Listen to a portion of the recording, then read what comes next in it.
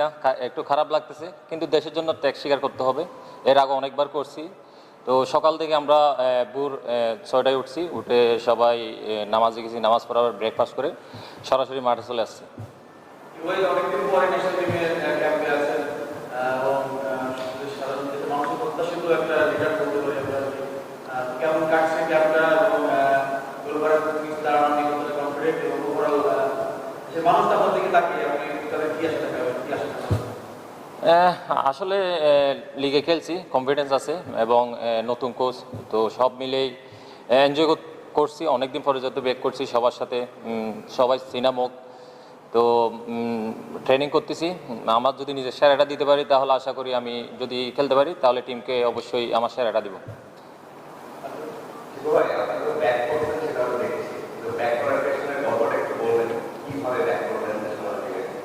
না, আসলে এটার জন্য তো আমি অনেক দিন ধরে কষ্ট করতেছি, অনেক হার্ড ওয়ার্ক করছি, সকাল বিকাল জিম। তো এটার পিছনে নয়ন ভাইও সাপোর্ট করছে অনেক, আমাদের গোলকিপার কোচ। তো লাস্ট 2 বছর বলতে গেলে এই সিজন পুরোটাই খেলছি, আল্লাহ রহমতে আবার ট্রাভেলও জিতছি। আসলে এই জার্নিটা অনেক কঠিন ছিল, কিন্তু ন্যাশনাল টিম আসছি এখন ভালো লাগতেছে।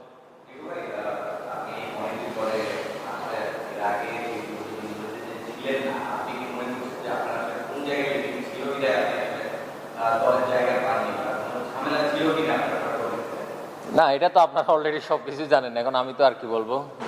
এটা যখন ফার্স্ট হয়ে গেছে, তো আমি এটা নিয়ে আর কথা বলতে চাচ্ছি না। তো এখন আসি, ইনশাল্লাহ এটা আমার জার্নিটা কন্টিনিউ করবে এখানে আমি। অবশ্যই ফিট।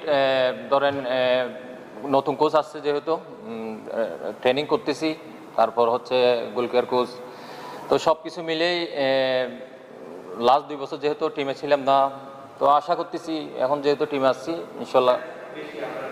হ্যাঁ, অবশ্যই চ্যালেঞ্জটা বেশি, কারণ ওরা খেলতেছে, ভালোই করতেছে। তো আমি যদি আমার জায়গাটা ফিরে পাই তাহলে আমি আমার সেরাটা দিব। ঠিক আছে, থ্যাংক ইউ। ওকে, ধন্যবাদ। আচ্ছা, সবাই